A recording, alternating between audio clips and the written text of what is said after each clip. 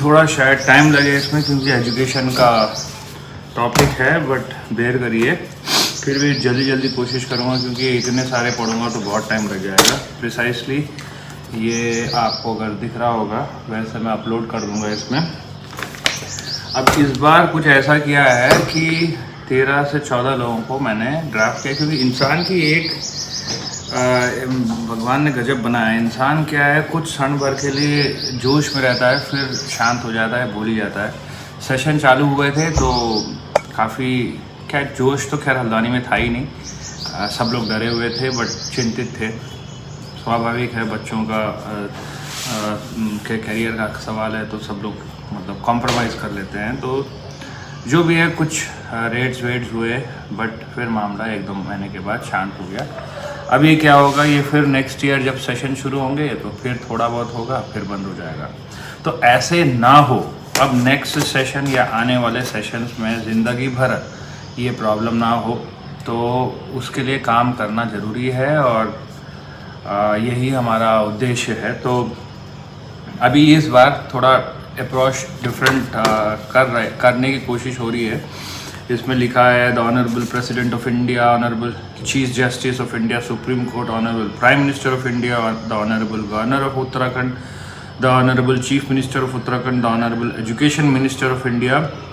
ध्यान दीजिए, honourable education minister of Uttarakhand मैंने नहीं किया, मैं बताऊंगा बाद में उसका। The secretary department of school education, ये इसीलिए दे रहा हूँ, वैसे तो honourable education minister of India को भी देना कोई लॉजिक नहीं है क्योंकि इनके सेक्रेटरी जो पढ़े लिखे ब्यूरोक्रेट्स होंगे IAS, वो शायद अगर देख दें तो मेहरबानी हो जाएगी, बट फॉर्मेलिटी के लिए दिया है honourable education minister of India को। वैसे कई पहले दे चुके हैं हमने।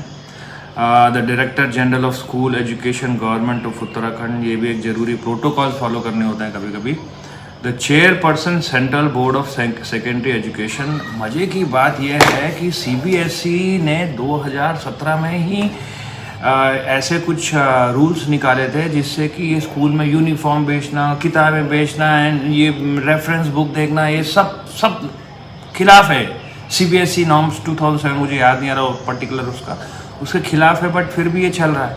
और CBSE भी क्या करेगी, एक हल्द्वानी को मॉनिटर करने मुश्किल हो रहा तो ऑल इंडिया का क्या होगा। तो CBSE की कोई गलती नहीं, बट शायद CBSE ने भी हाल ही में कुछ सरप्राइज विजिट्स और सरप्राइज रेड्स किए थे, तो उनको भी वो उनका साथ बिना साथ लिए तो आगे मुमकिन नहीं है। तो वो हो गया। तो central vigilance commissioner CVC, the chairperson national commission for protection of human child rights, इनका इन्वॉल्वमेंट भी ज़रूरी है।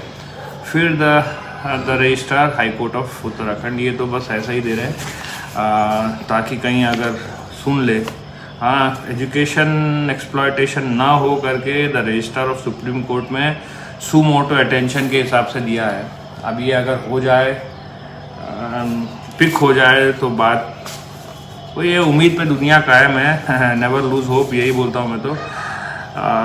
और क्या वायलेशन, ये NCPCR के लिए तो इसलिए दिया है, वायलेशन ऑफ चिल्ड्रंस राइट्स तो है ही है। तो ये अगर हो जाए तो कोई ना कोई, इतने में से कोई ना कोई तो शायद इसमें कोई कर ही देगा काम मेरे हिसाब से। तो PIO ये सब तो खैर छोड़ दीजिए। इसमें मैं ज़्यादा समय नहीं लेते हुए आप लोगों को ये बताना चाहता हूँ कि इसमें सब टॉपिक हमने कवर करने की कोशिश की है। मतलब हमने इसलिए बोल रहा हूँ, हमने मतलब आप सब पेरेंट्स को मैं रिप्रेजेंट कर रहा हूँ, भले ही किसी ने साथ दिया हो ना दिया हो, बट मुझे पता है कि आप तहे दिल से चाहते हो कि कोई इसमें काम करे। तो ये आपका ये सिपाही काम कर रहा है इसमें। अब इसमें मैंने कुछ इंपॉर्टेंट एक्सप्लॉयटेशन ऑफ पेरेंट्स, सबसे पहले देखिए इसमें 2-3 चीज़ें हैं, पेरेंट्स, टीचर्स और बुक सेलर्स, ये तीनों को, क्योंकि ये पूरा सिस्टम में ये तीनों का इन्वॉल्वमेंट और तीनों का रोल बहुत इंपॉर्टेंट है। तो एक्सप्लॉयटेशन ऑफ पेरेंट्स में यूनिफॉर्म में क्या है, फ्रीक्वेंट चेंजेस इन यूनिफॉर्म जो होते हैं, एक बार हो गया तो कम से कम 10 साल में बदले। वाइट यूनिफॉर्म्स, ये मैंने आप लोगों से नहीं लिया, बट मैंने अपने इससे लगा दिया है इसको। वाइट यूनिफॉर्म को अवॉइड करें क्योंकि वाइट यूनिफॉर्म मेंटेन करने के लिए 2-3 सेट एक्स्ट्रा लेने पड़ते हैं। स्कूल नेम्स एंड लोगोज नहीं रहेंगे एसेसरीज में।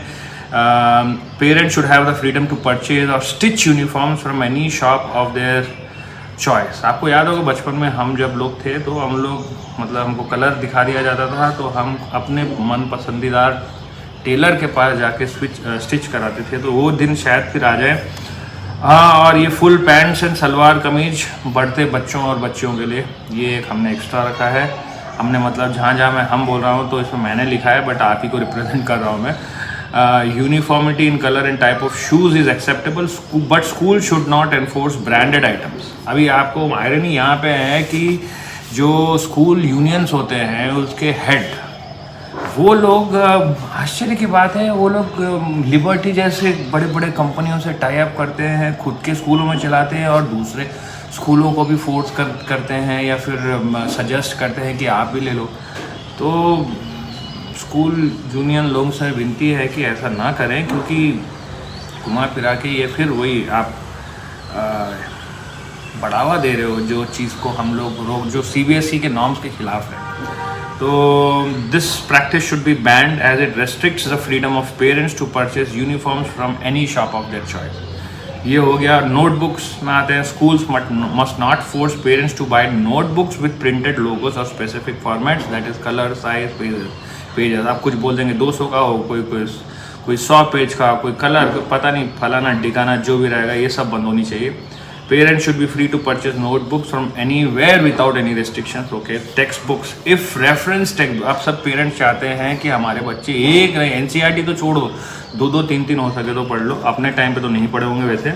और आपको अवगत कराता हूँ भाई, ये जो IAS जो निकालते हैं ना, ये IAS के बंदे, ये लोग NCERT की किताबें पढ़ते हैं, फॉर योर इन्फॉर्मेशन। तो NCERT किताब जो फाउंडेशन है बहुत मजबूत होता है।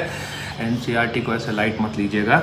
खैर सभी लोग पढ़े लिखे हैं, फिर भी बता रहा हूँ, कुछ लोग भूल जाते हैं इस चीज़ को। जब IAS लिखना होता है तो NCERT की किताबें जाकर खरीदते हैं। तो टेक्स्ट बुक्स में if reference text book other than NCERT are used, their cost should not exceed NCERT prices. अब irony is NCERT book themselves must be uniformly priced from India. जैसे कि आपको कुछ दिन पहले मैंने दिल्ली और उत्तराखंड के डिफरेंस बताए थे, उसका RTI मिला है जिसमें कि एक्चुअल प्राइस 150 होती है, बट NCERT ने डिस्काउंट करके या सब्सिडाइज करके 65 दे रखी है, उसमें भी चेंजेस हो रहे हैं। तो जो भी अगर 65 अगर दिल्ली में है तो उत्तराखंड या बाकी स्टेट में भी उतनी रहे। School should not hike fees arbitrarily, annual fee hikes should be capped at 5%। Considering the current fee level, school should be barred from increasing fees for next 3 से 5 साल। तो ये बढ़ाए ना। डोनेशन और डोनेशन के तो पहले से खिलाफ है, कोई बोलता नहीं है बट फिर भी होता है। अब टीचर्स वेलफेयर की बात आ जाती है, टीचर्स का भी ध्यान रखिए पेरेंट्स, ये आप लोगों के लिए है।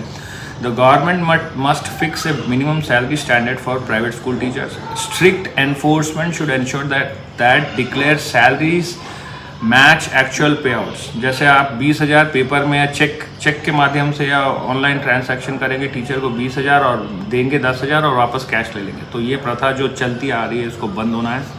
Teachers must have minimum qualification and experience. Generally तो होता है, फिर भी कई स्कूलों में शायद नहीं लेते हैं। जैसे B.Ed तो है ही है, CTET, ITET क्या है वो सब होना चाहिए। प्राइवेट और गवर्नमेंट अगर नहीं है तो उसको तुरंत करें। Working hours must be regulated. अब टीचर्स को सवेरे 6 बजे से रात के 12 बजे तक अगर दौड़ाओगे तो हमारे बच्चों के ऊपर ध्यान क्या देंगे ये लोग, जब उनकी एनर्जी एग्जॉस्ट हो जाएगी, और वो भी इंसान है। तो working hours must be regulated. Teachers are being exploited with extended working hours, working on public holidays and late night duties. ये एक हो गया। फिर हो गया पब्लिशर्स एंड बुक सेलर्स के लिए है ये। NCERT book publishers must provide a minimum defined margin to book sellers as per government norms, जो कि शायद 20% है, बट ये लोग देते हैं 2 से 8% या 12.5%। तो ये अगर दे रहे हैं तो 20% पूरा दें। और फिर दूसरा है NCERT पब्लिशर जो प्रिंट करते हैं must be held accountable for defective और misprinted books. They must offer replacements और रिफंड। अब जब किताब बन रही उनसे है, ख़राब होती है, मिस प्रिंट होती है, वापस जाओगे कि भाई ये ख़राब है तो लेते नहीं है। तो भाई ये गलती किसकी? गलती आप ही कर रहे हो और थोप रहे हो। बुक सेलर्स को नुकसान होता है, तो बुक सेलर्स के लिए है। GPRS सबको पता है, होना चाहिए। Enforcement of existing court order. अब इसमें मज़े की बात यह है कि कोर्ट ने, सुप्रीम कोर्ट और हाई कोर्ट ने पहले से ही कितने सारे ऑर्डर दे रखे हैं, बट उसके ऊपर इम्प्लीमेंटेशन नहीं होता है, स्पेशली उत्तराखंड में। तो we request strict execution of these directives. demands for immediate action and transparency. With the current academic session underway, we urge to ensure such exploitation does not repeat in the next session. We request written assurance that the Education Department will urgently begin work on implementing these reforms and issue necessary circulars. अभी से शुरू कर दो ताकि next year ना आए. We also request a detailed report on recent raids और actions taken. ये तो मेरे पास आ गया है RTI के माध्यम से, बट उसके ऊपर क्या हुआ मुझे लगता नहीं, खाली नाम दे दिए स्कूल के. नेक्स्ट टाइम ऐसा होता है तो ये स्कूल ही बैन हो, मतलब ये इनका डिबार हो, मतलब बताऊंगा मैं उसके बारे में भी. अब ये है इम्पॉर्टेंट जो कि काफ़ी लोग इसको इग्नोर कर रहे हैं क्योंकि हम प्राइवेट में ही रह गए. गवर्नमेंट स्कूल्स में आते हैं. Government schools are fading away due to lack of basic facilities and the non appointment of teachers in government schools. Many students are left with no choice but to join private school. कोई option ही नहीं है. Government school अगर अच्छे होते तो भाई हम प्राइवेट में क्यों जाते. वही US में जाओ, 12वीं कक्षा सब गवर्नमेंट, अमीर के बच्चे, गरीब के बच्चे, सबके बच्चे सब गवर्नमेंट स्कूल में. और जैसे ही 12वीं के बाद फिर अपना अपना देखते हैं रास्ता. तो ये इंडिया में क्यों नहीं हो सकता भाई. बाकी हम सब चीज़ें बोलते हैं, हम US के जैसे, हम इसके जैसे, उसके से कर भी तो दो. तो गवर्नमेंट स्कूल्स को इम्प्रूव करना है. ये नहीं कि प्राइवेटाइजेशन की बात. अच्छा एक बात बताओ, प्राइवेटाइजेशन करके ये लोगों का इंटेंशन ये है कि ये टीचर्स को सैलरी ना दे, गवर्नमेंट टीचर्स को अपॉइंट ना करें ताकि ये सिस्टम ही बंद हो जाए. तो अब तो पेंशन तो वैसे ही बंद हो गई, ये गवर्नमेंट जॉब्स ही ख़त्म हो जाए सोच रहे हैं. बाकी जब प्राइवेटाइजेशन की बात करते हैं तो मुझे एक समझ में नहीं आता, ये जो मिनिस्ट्री चल रही है इसको क्यों प्राइवेटाइज नहीं कर देते. ये जो अपने सीटों में बैठे हो उसको प्राइवेटाइज करो पहले. उसमें तो करोगे नहीं, उसमें तो आप जो पेंशन है वो पेंशन को भी बढ़ाए जा रहे हो. तो ये चीज़ के ऊपर गौर करिए, ये बहुत इंपॉर्टेंट है. ये अभी शांत बैठे हैं लोग, बट किसी दिन ऐसा आएगा कि सभी लोग बाहर निकलेंगे और आप लोगों को ही प्राइवेटाइज करेंगे. देखो वो भी दिन आएगा. तो चलिए, मैं भटकना नहीं चाहता इस सब चीज़ों से. अच्छा, as a result private schools are becoming default choice for parents, further undermining the credibility and reach of government. अच्छा ये हो गया. हाँ, it is imperative that state governments take immediate action to revitalise government schools. Government school के ऊपर काम करना है. ये तो घुमा फिरा के इसलिए कोई नहीं जाता भैया. जब गवर्नमेंट स्कूल ही अच्छे हो जाए तो प्राइवेट स्कूल में कौन जाए. सबसे बड़ी बात और सबसे मज़े की बात, जितने मिनिस्टर्स हैं सबके स्कूल, जितने बड़े लोग हैं, जितने सब लोग, सबके प्राइवेट स्कूल. तो वो चाहते हैं कि गवर्नमेंट स्कूल बंद हो और सब लोग जाएं प्राइवेट स्कूल की तरफ. तो इसके ऊपर ये लिखा है काफ़ी. अब प्रपोज लॉन्ग टर्म सोल्यूशंस, अगर इसमें कोई सुझाव है तो दीजिएगा, बट ये अब लेट हो चुका है क्योंकि मैं ये जो पूरा गट्टा है ना, ये देखिए, ये दिख रहा होगा, ये पूरा हो गया है. बहुत दिनों से इसके ऊपर प्लानिंग चल रही थी. If schools are found violating norms, their management should be replaced immediately. मतलब अगर कोई CBSE में ऑलरेडी लिखा है, अगर नॉर्म्स फॉलो नहीं कर रहे हैं, यूनिफॉर्म बोल रहे हैं, या जो चल रहा है वो अगर कर रहे हैं तो सीधे उनको बंद करो, रिप्लेस करो. The school property can be handed over to a third party while allowing teachers and students to continue unaffected. Students और जो बाकी चल रहा है चलने देंगे. गवर्नमेंट एम्प्लॉयज सुन लीजिए भाई, गवर्नमेंट नौकरी सबको चाहिए, बट गवर्नमेंट स्कूल में कोई अपना बच्चा पढ़ाना नहीं चाहता. तो government employees children must be mandatory enrolled in government schools. This will significantly uplift the standard of this institution. तभी हो सकता है इसका मतलब. Government schools must be strengthened and made a priority choice for citizen similar to the preference people show for government jobs. If needed introduce English medium. आजकल बहुत ज़रूरी हो गया है, तो English medium sections in government schools and prepare a comprehensive improvement road map. तो ये घुमा फिरा के ये पूरे हैं. इसके साथ भी बहुत कुछ लिखा है